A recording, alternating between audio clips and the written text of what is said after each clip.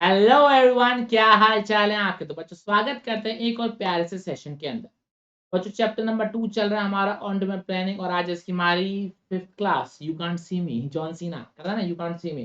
तो 5th class है हमारी। बच्चों लास्ट क्लास के अंदर हमने कंपनीज तक कर लिया था, हमने सोल प्रोप्राइटर देख लिया था, हमने पार्टनरशिप देख लिया था, हमने कंपनीज देख लिया था। आज की क्लास के अंदर हमारा टारगेट है कि हम चैप्टर के फर्स्ट हाफ को कंप्लीट कर लेंगे। मतलब आज हम कोऑपरेटिव सोसाइटी और एचयूएफ को भी एक बार देख लेंगे। तो चलिए सीधा टॉपिक पर ही जंप करते हैं। दैट इज हमारे पास क्या आ गया, हिंदू अनडिवाइडेड फैमिली बिजनेस आ गया। अच्छा मैं आपको एक बात बता दूं बच्चों के बच्चों, 4-5 साल से ये सवाल नहीं पूछा गया, सिलेबस में है या नहीं है टीचर भी कंफर्म नहीं है। तो इसलिए हम कर लेते, 10 मिनट लगेंगे कर लेते। चलो आज तो बच्चों, हिंदू अनडिवाइडेड फैमिली बिजनेस क्या होता है। जो बिजनेस सिर्फ और सिर्फ इंडिया के अंदर ही चलता है, बाहर नहीं चलता है। इसके जो रूल्स एंड रेगुलेशन है वो बच्चों कहाँ दे रखे हैं, हिंदू लॉ में दे रखे हैं। और ये बिजनेस को ओन कौन करता है, मैनेज कौन करता है, कौन करता है, male members of a joint Hindu family. यार ये करता हमने बोला था, हेड होता है बिजनेस का, कौन करता।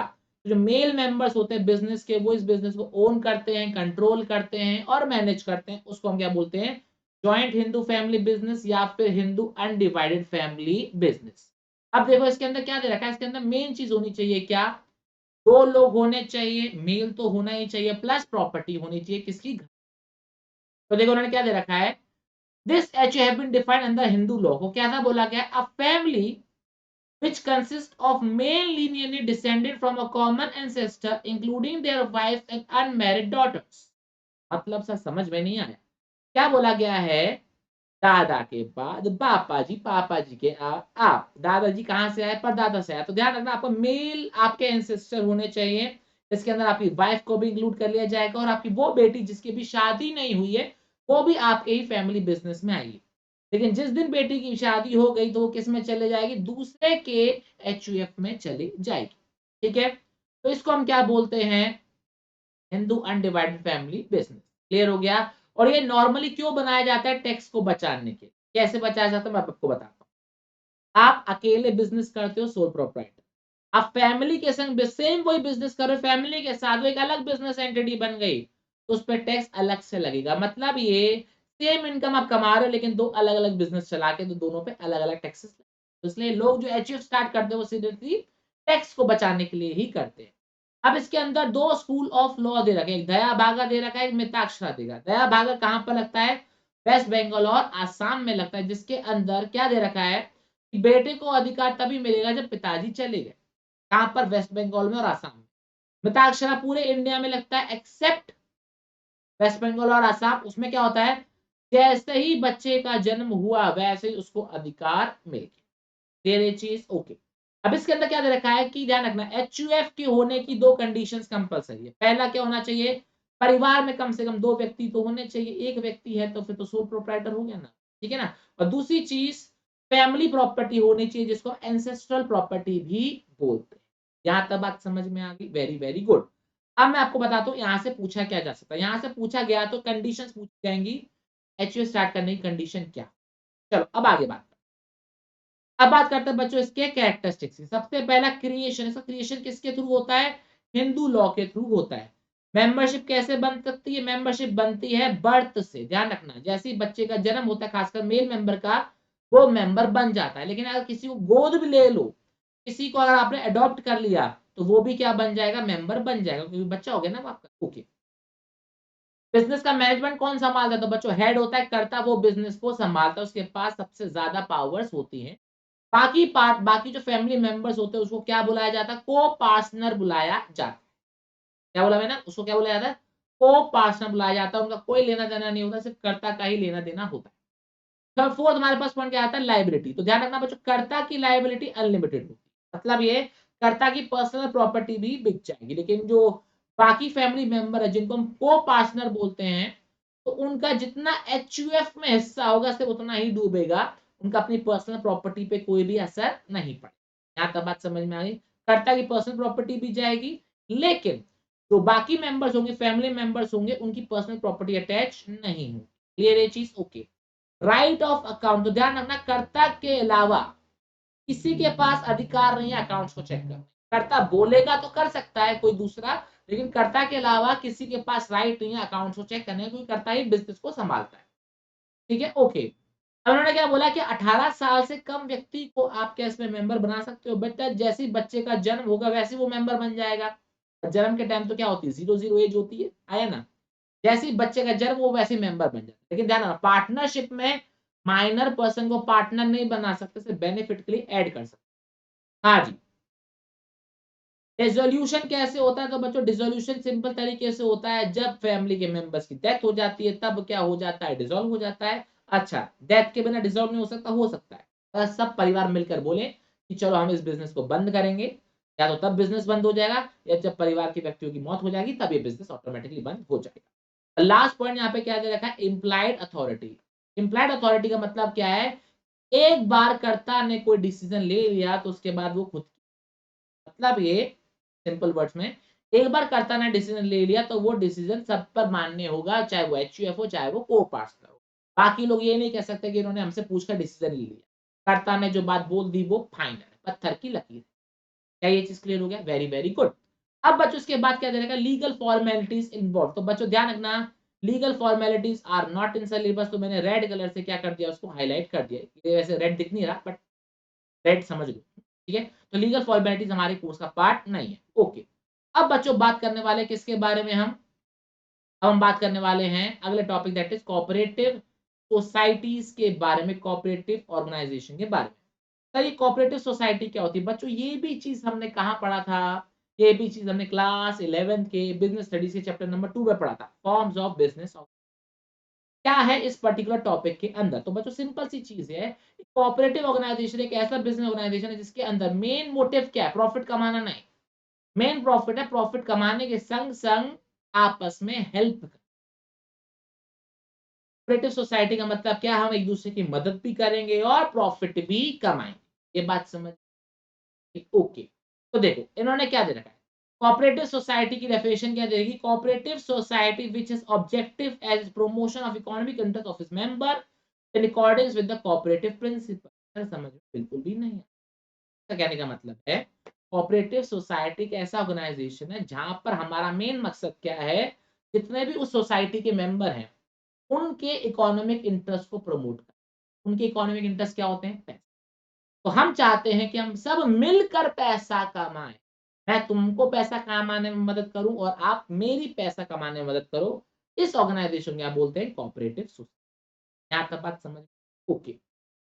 इसके जरा फीचर्स के बारे में बात करें। पहला फीचर हमारे पास क्या है, वॉलंटरी ऑर्गेनाइजेशन। वॉलंटरी ऑर्गेनाइजेशन मतलब ये, जिसको मेंबर बनना है वो फीस देगा, मेंबर बन जाएगा। जिसको मेंबर नहीं बनना वो रेजिग्नेशन लेटर देगा और चुपचाप चला जाए।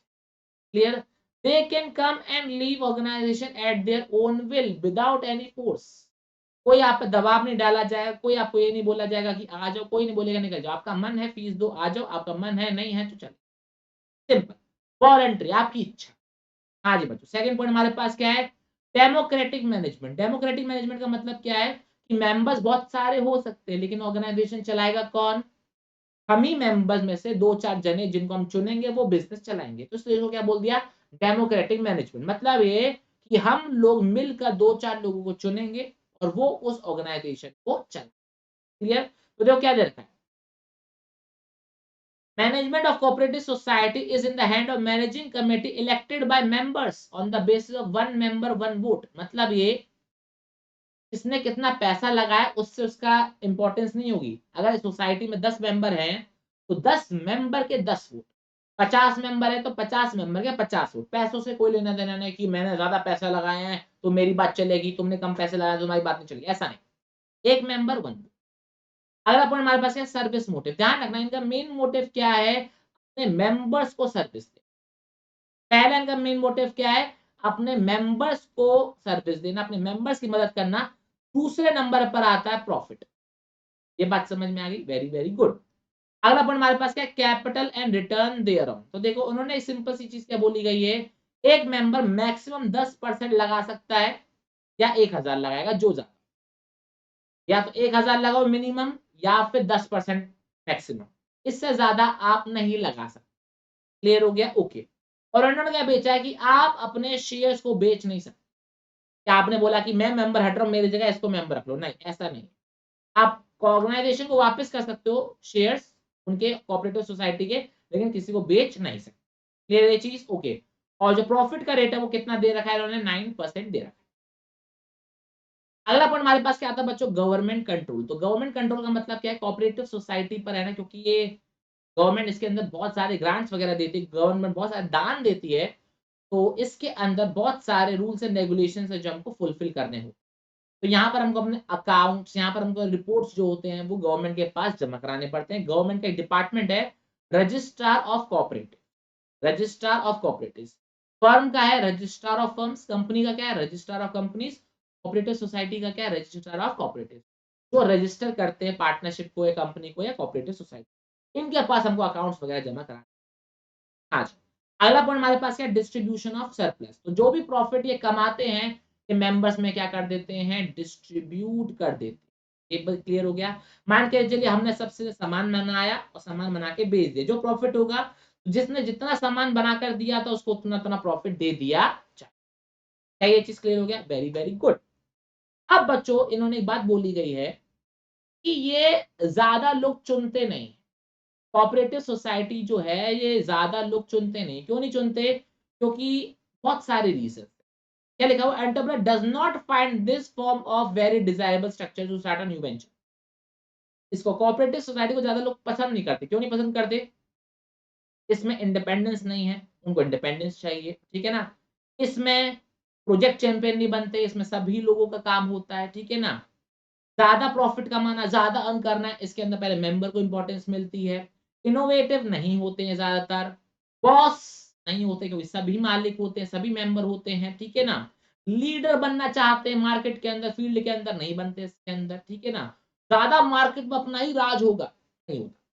वे सिर्फ किसमें होता है? कंपनी के केस में होता है।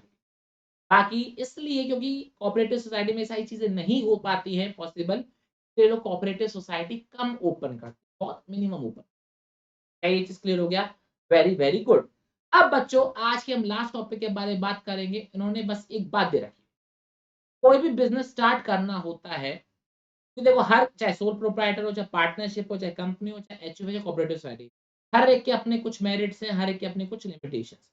तो आपको ये देखना है कि आपके लिए कौन सा बेनिफिशियल है, डिपेंडिंग अपॉन आपके पास कितना पैसा है, आप कितना रिस्क लेना चाहते हो, कितनी अवेलेबिलिटी लेना चाहते हो, आप कितना कंट्रोल रखना चाहते हो, किस लेवल पर आप काम करना चाहते हो, बिजनेस को कितना कंटिन्यू करना चाहते हो लंबे टाइम तक के लिए, गवर्नमेंट के कितने रेगुलेशंस हैं, किस कम है, किसमें ज्यादा है, कितना टैक्स होगा, किस तरीके का बिजनेस होगा, कॉन्फिडेंशियलिटी कितनी चाहिए, आप चाहते हो सारी चीजें पब्लिक को बताओ या नहीं बताओ, और फ्लेक्सिबिलिटी। तो ये सारे बेसिस पर आप डिसाइड करते हो कि आपको कौन सा फॉर्म चूज करना है। 5 ही फॉर्म है हमारे पास, सोल प्रोप्राइटर, दूसरा हमारे पास पार्टनरशिप, तीसरा कंपनी, चौथा कोऑपरेटिव सोसाइटी, पांचवा। तो बस इन्हीं के बेसिस पर क्या करना है, आपको डिसाइड करना है कि आपको करना है। ये चीज वेरी वेरी गुड। तो जो इसी के साथ हमारा सेकेंड चैप्टर का पहला हाफ कंप्लीट हो, फर्स्ट हाफ कंप्लीट हो है, और नेक्स्ट क्लास से हम चालू करेंगे बिजनेस प्लान। क्लियर ये चीज? Very good. तो थैंक यू वेरी मच बच्चों, आज की क्लास के लिए हम इतना ही रखेंगे। आपसे मुलाकात करेंगे अगली क्लास में। टिल देन अपना बहुत बहुत ख्याल रखिएगा और वीडियो को लाइक कर देना, चैनल को सब्सक्राइब। जय हिंद, जय भारत।